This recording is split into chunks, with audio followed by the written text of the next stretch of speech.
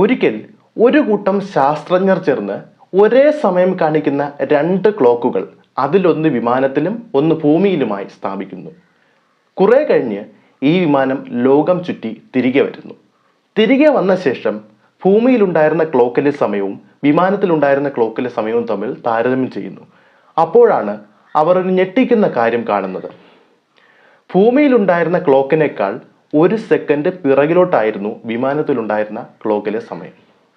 എന്തുകൊണ്ടാണ് ഇങ്ങനെ സംഭവിച്ചത്? ടൈം ട്രാവൽ എന്ന ആശയത്തിന് ഇത് സാധ്യതകൾ നൽകുന്നുണ്ടോ? എന്താണ് ടൈം ട്രാവൽ? എന്താണ് ടൈം മെഷീൻ എന്നാണ് ഇന്നത്തെ വീഡിയോയിലൂടെ പറയുന്നത്. എല്ലാവർക്കും പുതിയ വീഡിയോയിലേക്ക് സ്വാഗതം. I M S P.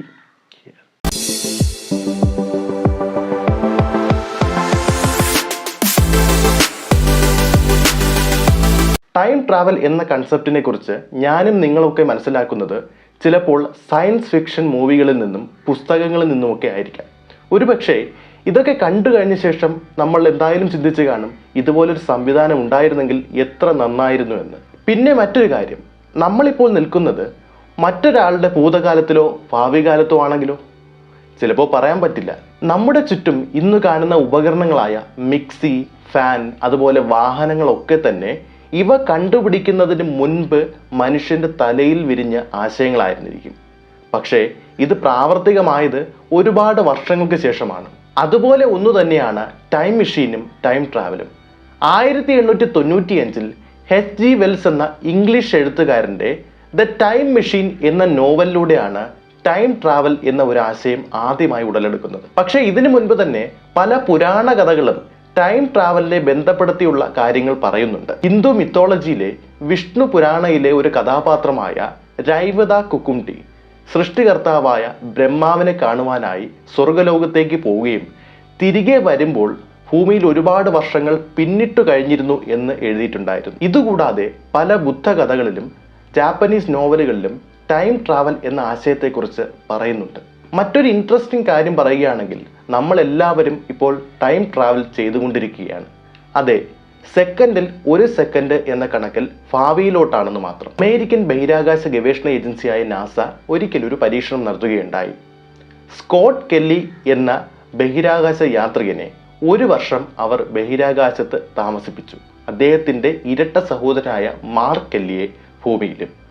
1 വർഷം കഴിഞ്ഞ ശേഷമാണ് അവർ ഇരുവരെയും നിരീക്ഷിച്ചപ്പോൾ ഒരു ഞെട്ടിക്കുന്ന കാര്യം മനസ്സിലാക്കിയത്. ഭൂമിയിലുണ്ടായിരുന്ന മാർക്ക് കെല്ലിയേക്കാളും മില്ലി സെക്കൻഡ് വയസ്സ് കുറവായിരുന്നു ബഹിരാകാശത്തുണ്ടായിരുന്ന സ്കോട്ട് കെല്ലിയുടെ വയസ്സെന്നത്. അതായത് ഗുരുത്വാകർഷണമുള്ള ഏതൊരു വസ്തുവിലും സമയത്തിൻ്റെ വേഗത വളരെ കൂടുതലായിരിക്കും. ഇതിനെ ടൈം ഡയലേഷൻ എന്നാണ് അറിയപ്പെടുന്നത്. അതായത് ഗുരുത്വാകർഷണ ബലം സ്പേസ് ടൈമിനെ വളയ്ക്കുകയാണ് ചെയ്യുന്നത്. ക്രിസ്റ്റഫർ നോളന്റെ ഇന്റർസ്റ്റെല്ലർ എന്ന മൂവിയിൽ ടൈം ഡയലേഷനെ കുറിച്ച് വളരെ വ്യക്തമായി പറയുന്നുണ്ട്. ഈ മുകളിൽ പറഞ്ഞ കാര്യങ്ങളൊക്കെ തന്നെ അമേരിക്കയിലെ മഹാനായ ശാസ്ത്രജ്ഞനായ ആൽബർട്ട് ഐൻസ്റ്റൈൻ്റെ തിയറി ഓഫ് റിലേറ്റിവിറ്റി അല്ലെങ്കിൽ ആപേക്ഷിക സിദ്ധാന്തത്തിൽ പറയുന്ന കാര്യങ്ങളാണ്. മറ്റൊരു കാര്യം, മനുഷ്യർ കണ്ടതിൽ വെച്ച് ഏറ്റവും കൂടുതൽ വേഗതയിൽ സഞ്ചരിക്കുന്നത് പ്രകാശമാണ്. അതായത് സെക്കൻഡിൽ 3 ലക്ഷം കിലോമീറ്റർ.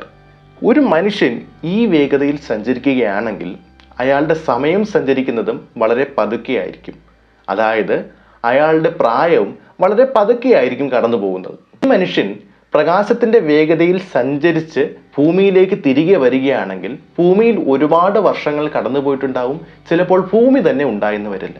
ഇവര് പറഞ്ഞത് ഭാവിയിലേക്ക് ടൈം ട്രാവൽ ചെയ്യുന്ന കാര്യത്തെ പറ്റിയാണ്. അപ്പോൾ ഭൂതകാലത്തിലോ? കുഴപ്പിക്കുന്ന ചോദ്യമായിരിക്കുമല്ലേ ഇത്. പക്ഷേ ഇതിനും ചില സാങ്കല്പിക വഴികളുണ്ട്, ചില സാങ്കല്പിക സിദ്ധാന്തങ്ങളുമുണ്ട്. അതിനായി ആദ്യം വേണ്ടത് ഒരു വേം ഹോൾ ആണ്. വേം ഹോൾ എന്നാൽ സ്പേസിലെ 2 വ്യത്യസ്ത സമയങ്ങളെ തമ്മിൽ ബന്ധിപ്പിക്കുന്ന ഒരു സാങ്കല്പിക ടണൽ. കേൾക്കുമ്പോൾ നിങ്ങൾക്ക് അതിശയകരമായി തോന്നാമെങ്കിലും ഇത് നിർമ്മിക്കാനുള്ള ശ്രമങ്ങൾ ഇപ്പോഴും നടന്നുകൊണ്ടിരിക്കുകയാണ്. മറ്റൊരു തിയറിയാണ് സൂര്യനേക്കാൾ 10 മടങ്ങ് മാസുള്ള 1 മിനിറ്റിൽ 10 ബില്യൺ കറക്കങ്ങൾ കറങ്ങുന്ന ഒരു വലിയ സിലിണ്ടർ നിർമ്മിക്കുക എന്നത്. ഈ സിലിണ്ടറിനടുത്തേക്ക് ഒരു ഫ്ലൈയിങ് ഷിപ്പ് എത്തുകയാണെങ്കിൽ ഈ സിലിണ്ടർ ഈ ഷിപ്പിനെ സമയത്തിൻ്റെ മറ്റൊരു പോയിന്റിലേക്ക് കൊണ്ടുചെന്നെത്തിക്കും. ഈ പറഞ്ഞ കാര്യങ്ങളെല്ലാം കേട്ടപ്പോൾ തന്നെ വളരെ വിചിത്രമായും അതുപോലെ മനസ്സിലാക്കുവാൻ ബുദ്ധിമുട്ടുള്ളതായും തോന്നാം. പക്ഷേ ഭൗതിക ശാസ്ത്രജ്ഞർ ഈ മേഖലയിൽ ഇപ്പോഴും നിരീക്ഷണങ്ങളും പരീക്ഷണങ്ങളും നടത്തിക്കൊണ്ടിരിക്കുകയാണ്. നിർഭാഗ്യവശാൽ ഇത്തരമൊരു പരീക്ഷണത്തെ മനുഷ്യന് തരണം ചെയ്യാൻ പറ്റുമോ എന്ന കാര്യം വളരെ സംശയമാണ്. കാരണം ഗുരുത്വാകർഷണ ബലമൊക്കെ അമിതമായി വേണ്ട ഈ പരീക്ഷണത്തിൽ മനുഷ്യൻ അകപ്പെട്ടു പോയാൽ പീസ് പീസായി പോകും. പക്ഷെ ഇതെല്ലാം അനുകൂലമായി ഭാവിയിൽ ടൈം ട്രാവൽ എന്നൊരു സാങ്കേതിക വിദ്യ വികസിപ്പിച്ചെടുക്കുകയാണെങ്കിൽ ഭൂതകാലത്തിൽ നമുക്ക് പറ്റിയ തെറ്റുകളെല്ലാം തന്നെ തിരുത്താം. എന്തിനു പറയുന്നു, ഹിറ്റ്ലറെ വേണമെങ്കിലും നമുക്ക് പോയി കൊന്നിട്ട് വരാം. പക്ഷേ മറ്റൊരു കാര്യം, നേരത്തെ പറഞ്ഞതുപോലെ ഈ ഹിറ്റ്ലറൊക്കെ അവരുടെ കാലത്ത് നിന്നും നമ്മുടെ കാലത്തേക്ക് ടൈം ട്രാവൽ ചെയ്ത് എത്തിയതാണെങ്കിലോ, നമ്മളിപ്പോൾ അവരുടെ ഭാവി കാലത്തിലാണെങ്കിലോ ഒന്നും പറയാൻ പറ്റില്ല. കാരണം അത്രത്തോളം വിചിത്രവും നിഗൂഢവുമാണ് നമ്മുടെ ഈ പ്രപഞ്ചം. എന്തായാലും ടൈം ട്രാവലിൻ്റെ വിശേഷങ്ങൾ ഇവിടെ അവസാനിക്കുന്നില്ല. പാർട്ട് 2മായി ഞാൻ ഉടൻ വരുന്നതായിരിക്കും. അപ്പോൾ വീഡിയോ ഇഷ്ടമായാൽ ചാനൽ സബ്സ്ക്രൈബ് ചെയ്യുക. നിങ്ങളുടെ അഭിപ്രായങ്ങൾ കമൻറ്റുകളായി രേഖപ്പെടുത്തുക. വീഡിയോ മാക്സിമം ഷെയർ ചെയ്യുക. പുതിയ വീഡിയോ